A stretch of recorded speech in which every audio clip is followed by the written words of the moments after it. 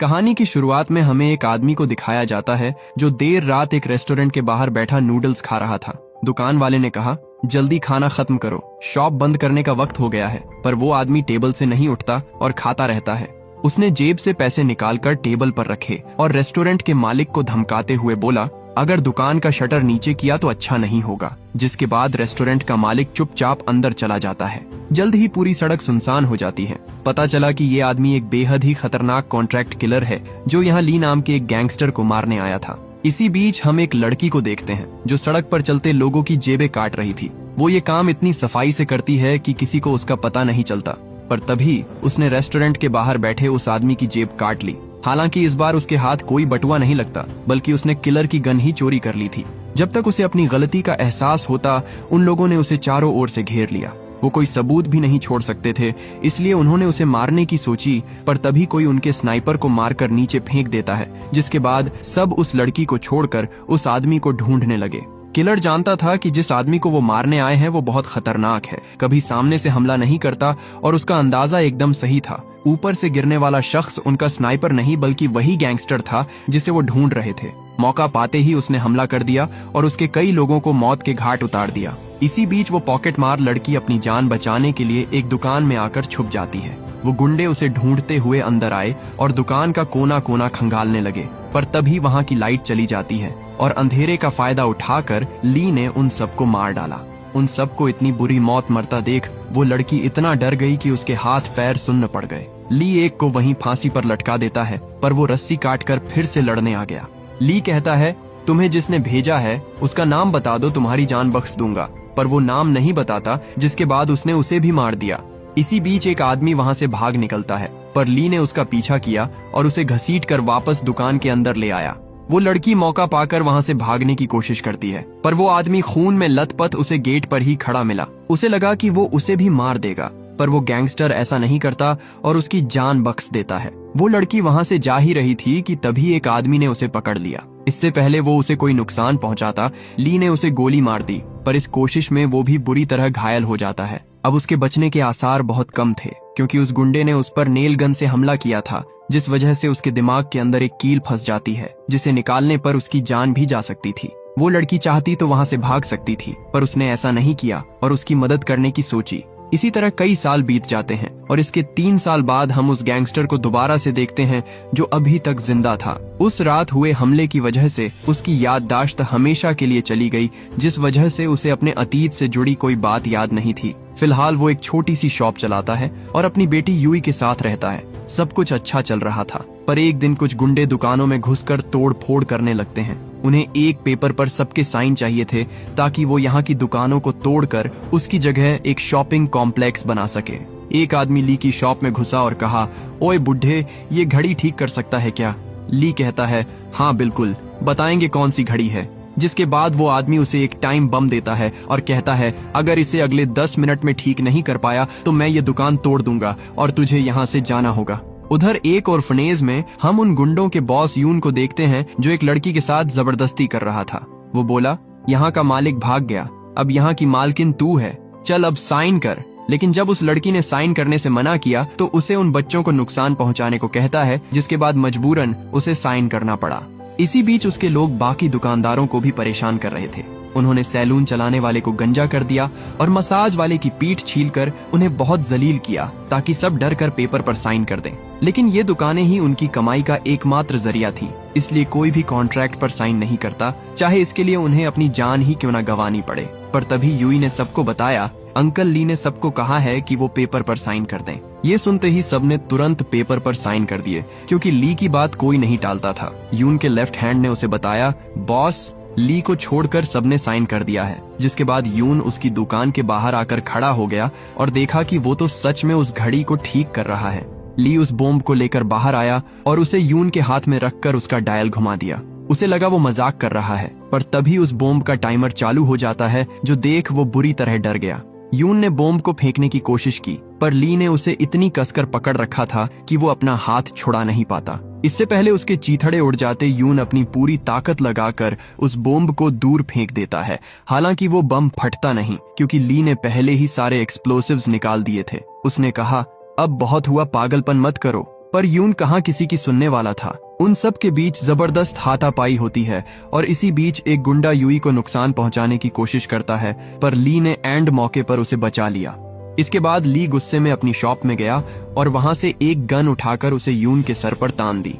ली बोला, ये सब बंद कर दो वरना गोली मार दूंगा। पर यून को लगा कि ये गन भी उस बॉम्ब की तरह नकली है, इसलिए वो उसे जरा भी सीरियस नहीं लेता, पर गन में सच में गोली थी। ली के ट्रिगर दबाते ही गोली चल जाती है, जिससे यून मरते मरते बचा।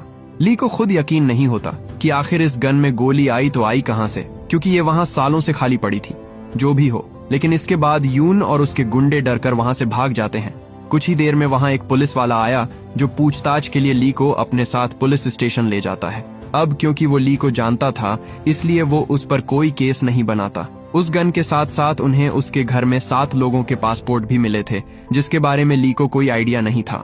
साइमन उसकी मदद करता है और कहता है, अगर कोई पूछे तो यही कहना कि तुमने उन गुंडों को डराने के लिए गोली चलाई थी। ली हैरान था कि आखिर वो आज उस पर इतना मेहरबान क्यों है, लेकिन फिर उसे पता चला कि असल में साइमन उस ऑर्फनेज वाली लड़की को पसंद करता था और उससे जानना था कि उसका कोई बॉयफ्रेंड है या नहीं। इसके बाद साइमन कुछ सवाल जवाब के लिए उस लड़की के पास जाता है। वो बिना दरवाजा खटखटाए उसके कमरे में घुस गया और देखा कि किम नहा रही थी, जिसके बाद वो तुरंत बाहर निकल जाता है। यूई, जिसने उसे देख लिया था, कहती है, इस डोनेशन बॉक्स में पैसे डालो वरना मैं सबको बता दूंगी कि आप किम को नहाते हुए देख रहे थे। साइमन बोला, ऐसा नहीं है, तुम गलत समझ रही हो। पर यूई बहुत चालाक थी, वो उसके सारे पैसे डोनेशन बॉक्स में डलवा लेती है। साइमन किम को बहुत पसंद करता था क्योंकि वो दिल की बहुत अच्छी थी, लेकिन बेचारे को उसके पास्ट के बारे में कुछ नहीं पता था। असल में 3 साल पहले ली ने जिस पॉकेटमार लड़की की जान बचाई थी, वो कोई और नहीं बल्कि किम थी। उस दिन से ही किम नए नाम और नई पहचान के साथ इस शहर में रह रही है। इसी बीच हम ली को देखते हैं जो अपने पुराने दोस्त होंग से मिलने जाता है। आज जो हुआ उसे लेकर वो बहुत परेशान था। उसने होंग से पूछा कि 3 साल पहले मेरी दुकान में कुछ हुआ था। मैंने काफी कोशिश की पर मुझे कुछ भी ठीक से याद नहीं आ रहा। होंग अगर उसे सब सच बता देता तो ली उसे पागल समझता और कभी उसकी बात पर यकीन नहीं करता। इसलिए उसने उसे वो रात याद दिलाने की कोशिश की जिस रात उस पर हमला हुआ था। होंग ने उसे नूडल्स का बाउल थमाया और उसके सर पर एक रेनकोट डालकर ऊपर से पानी गिराने लगा। ली को लगा वो पागल हो गया है, पर होंग कहता है, बस चुपचाप नूडल्स खाते रहो, तुम्हें सब याद आ जाएगा। ली ने वैसे ही किया और कुछ ही देर में उसे आईने में उस किलर का चेहरा दिखाई देने लगा जो उस रात उसे मारने आया था। इसी बीच होंग ने पीछे से गन निकाली और उसे शूट करने ही वाला था कि तभी ली उसे पकड़ लेता है। हालांकि ये सब बस उसका वहम था।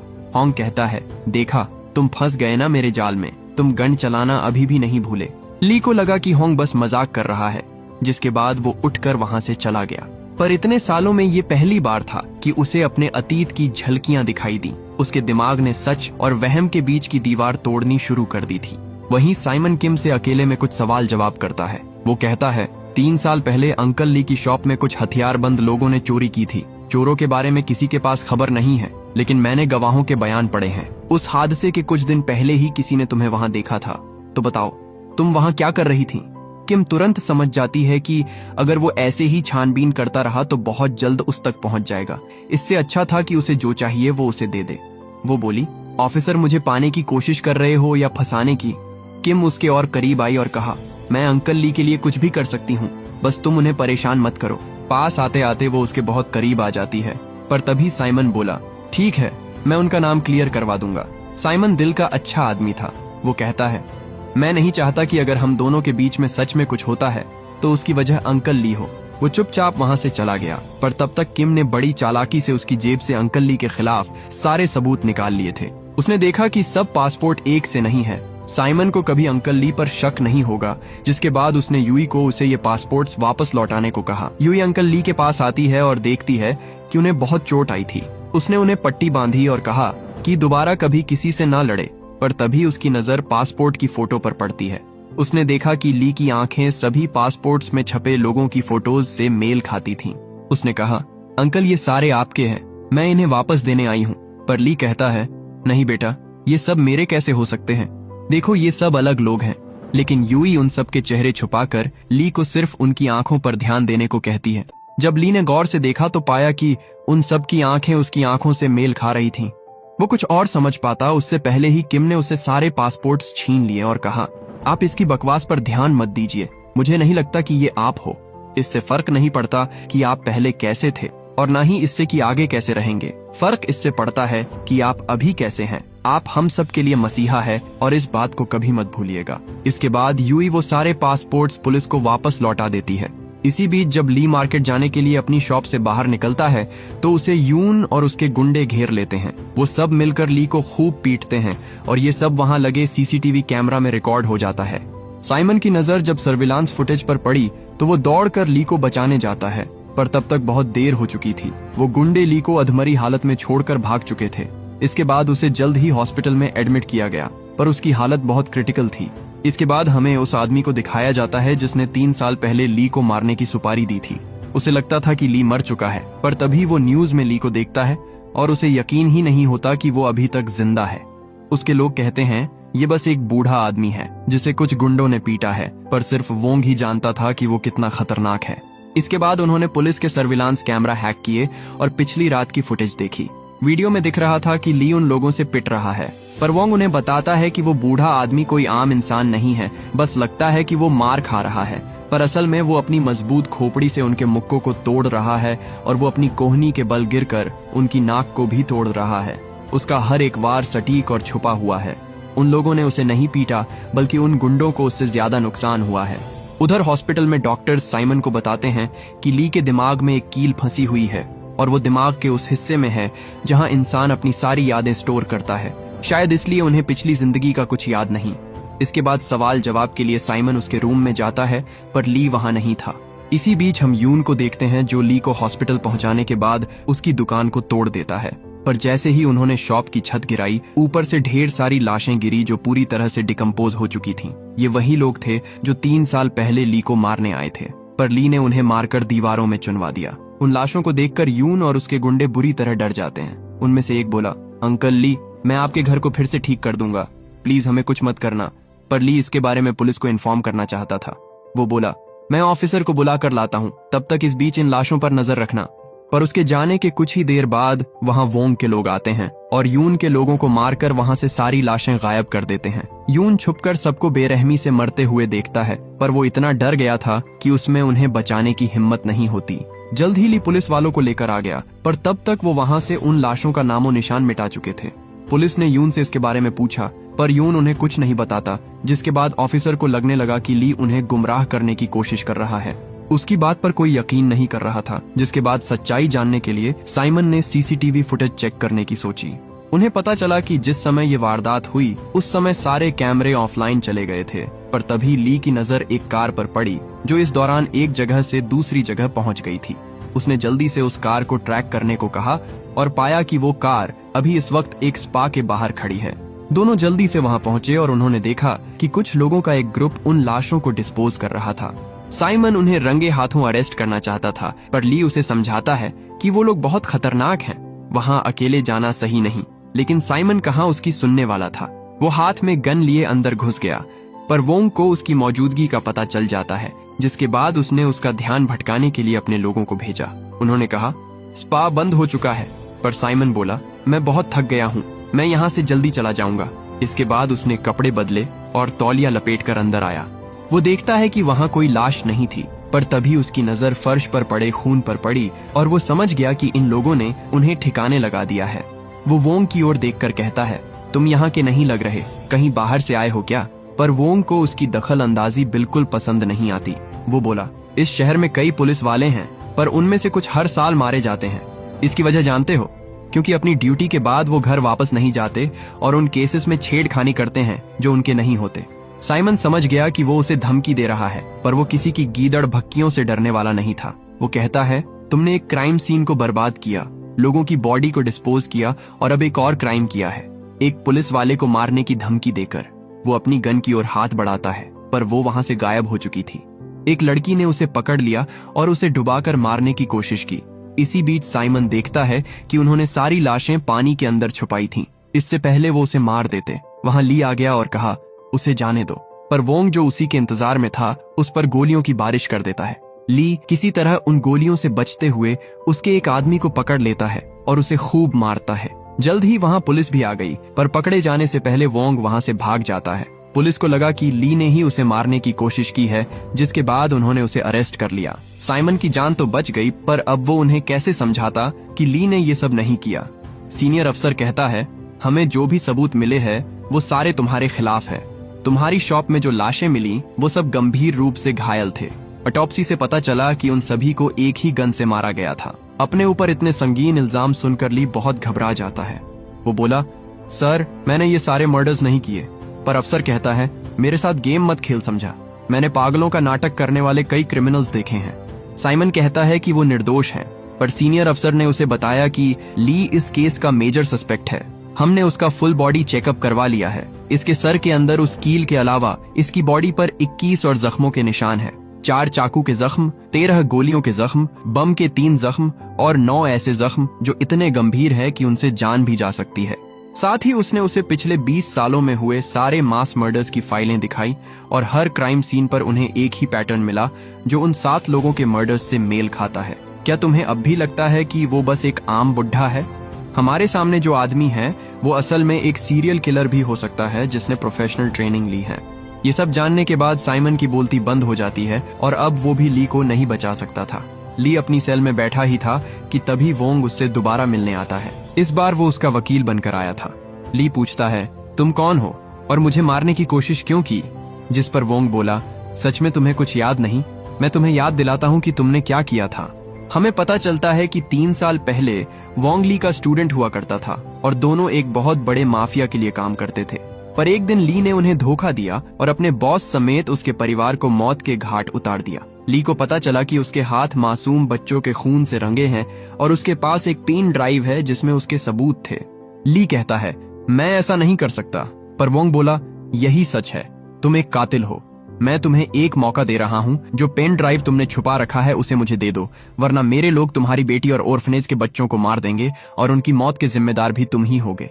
ली गुस्से में उस पर हमला करता है, पर तभी पुलिस ने उसे पकड़ लिया और उसे लॉकअप में डाल दिया।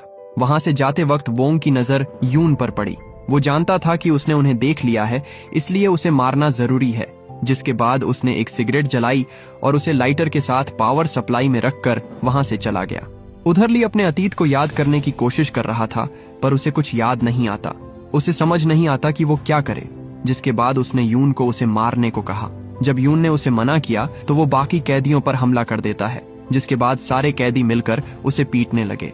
उनसे मार खाते वक्त ली के दिमाग में फंसी वो कील अपनी जगह से हिल जाती है, जिससे उसे सब याद आ गया। इससे पहले वो उसे पीट कर मार डालते ऑफिसर्स ने उसे सेल से बाहर निकाल लिया। उसे तुरंत मेडिकल सपोर्ट की जरूरत थी, पर तभी वोंग की रखी सिगरेट से शॉर्ट सर्किट हुआ और वहां की लाइट चली गई। जिसके बाद ली, जो बेहोश होने का नाटक कर रहा था, अचानक से उठ खड़ा होता है और साइमन के सर पर बंदूक रखकर पुलिस स्टेशन के बाहर आता है। उसने कहा, अगर किसी ने चालाकी की तो मैं इसकी खोपड़ी उड़ा दूंगा।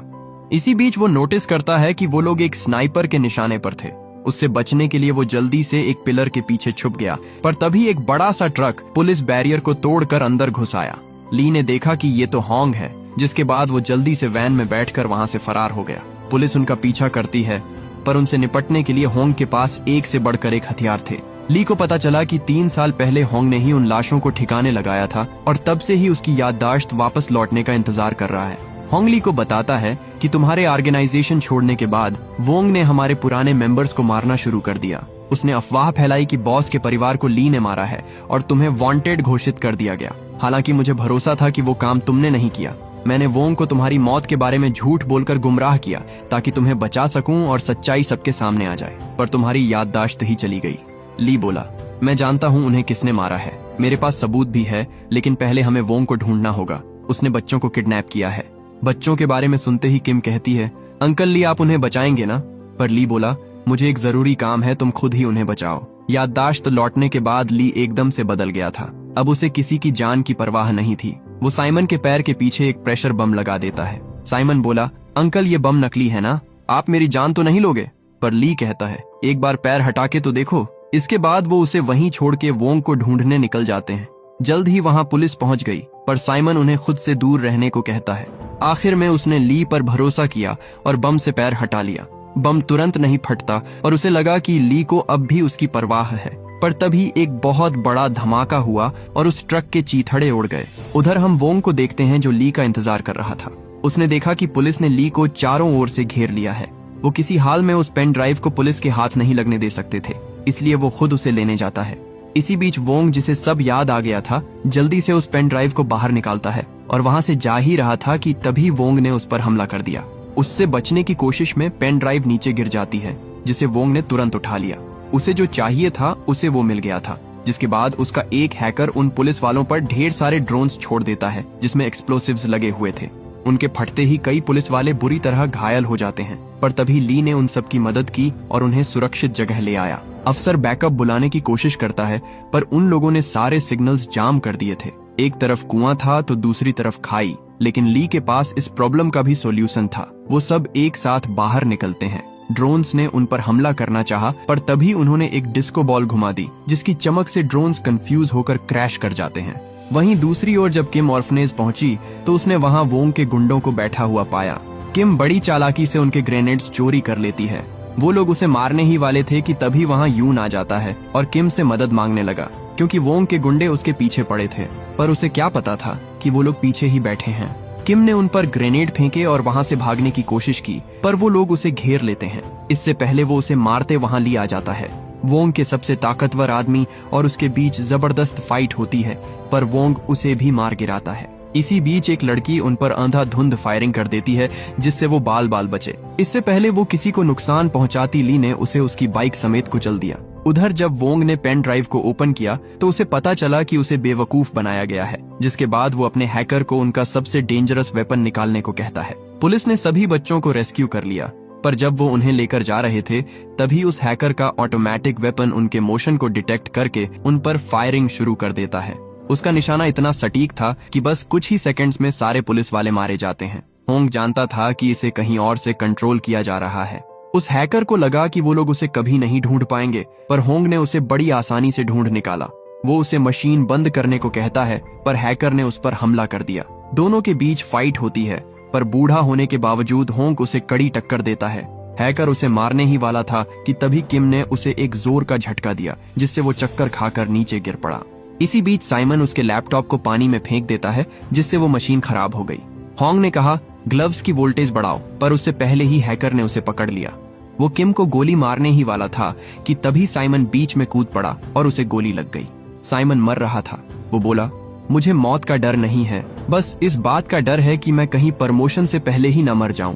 पर अब जब गोली लगी है तो बस तुम्हारे बारे में सोच रहा हूँ। वो कहती है, अगर मुझे पाना है तो मरना मत, और उसे एक जोर का झटका देती है, जिससे साइमन फिर से जिंदा हो गया। उधर वो हैकर उन्हें वहीं मरते रहने के लिए छोड़कर उस मशीन गन के पास आता है। वो सबको गोलियों से भूनने ही वाला था कि तभी ली ने उसे एक जोर की टक्कर मारकर उसका भी काम तमाम कर दिया। अपने दिमाग में लगी चोट की वजह से वो बेहोश हो जाता है, और जब उसे होश आया तो उसने अपने सामने वोंग को देखा। ली को सब याद आ गया था। हमें बताया जाता है कि 3 साल पहले वोंग ने कंपनी के साथ गद्दारी की थी और दुश्मन को उनके सीक्रेट बेच दिए थे। जब बॉस को इसके बारे में पता चला तो उसने उन्हें भी मारने की कोशिश की, लेकिन ली उसे रोक लेता है। बॉस वोंग को मार देना चाहते थे, लेकिन ली ने ही उनसे उसकी जान बख्शने की विनती की, जिसके बाद बॉस ने उसे जाने दिया। ली जब अपने घर वापस जा रहा था तभी उसे याद आया कि वो कुछ भूल गया है, और जब वो उसे लेने वापस आया तो उसने देखा कि वोंग ने बॉस के पूरे परिवार को मार दिया था। ली गुस्से में वोंग पर हमला करता है, पर वोंग ने उसके हाथ में चाकू घुसा दिया। उसे वो पेन ड्राइव चाहिए था, नहीं तो वो यूई को मार देता, जिसके बाद ली उसे वो पेन ड्राइव दे देता है। वोंग ने जैसे ही गन उठाने के लिए हाथ आगे बढ़ाया, ली तुरंत उसे हथकड़ी पहना देता है। अब दोनों में से कोई वहां से नहीं भाग सकता था। वोंग ने देखा कि उसकी घड़ी में एक ट्रैकर है और एक ड्रोन मिसाइल सीधा उन्हीं की ओर आ रही है। उसे लगा ये एक चाल है, पर ली उसे बताता है कि मेरे सर में इंटरनल ब्लीडिंग हो रही है, मैं वैसे भी मरने वाला हूँ। उस दिन तो मैंने तुम्हें जाने दिया था, पर इस बार तुम्हें मार कर ही रहूंगा। उसने साइमन को यूई को वहां से ले जाने को कहा और उन खूबसूरत लम्हों को याद करने लगा जो उसके साथ बिताए थे। जल्दी ही वो बेहोश हो जाता है, जिसके बाद वोंग ने तुरंत उस हथकड़ी को काट दिया। वो उसे गोली मारना चाहता था, पर मरे हुए को मारने का क्या फायदा, ये सोचकर वो पेन ड्राइव लेकर वहां से चला गया। इस बार उसके हाथ में सही वाली पेन ड्राइव लगी थी, पर तभी उसने उसमें एक रेड लाइट जलती हुई देखी। वो समझ गया कि इसमें एक ट्रैकर लगा हुआ है। वो ड्रोन मिसाइल जो ली की ओर जा रही थी अचानक से उसकी ओर मुड़ जाती है। इससे पहले वोंग कुछ समझ पाता, वो सीधा जाकर उसकी कार से टकराई और एक जोरदार धमाके के साथ उसका काम तमाम कर दिया। असली पेन ड्राइव तो ली के पास थी, जिसे वो होंग को सौंप देता है। उस दिन के बाद किसी ने ली को नहीं देखा। किसी ने कहा कि उन्हें जिंदगी भर के लिए जेल में डाल दिया गया, तो कुछ कहते हैं कि वो हॉस्पिटल में ही मर गए। उनका अंत जो भी हो, पर इस बस्ती का हर एक इंसान अंकल ली की कहानी जानता है। आखिर में हमें दिखाया जाता है कि यून अपने अंदर सुधार कर अच्छाई के रास्ते पर आ जाता है और साइमन को उसका प्रमोशन मिल गया। और इसी के साथ ये मूवी यहीं खत्म हो जाती है। उम्मीद करता हूँ कि ये कहानी आपको पसंद आई होगी।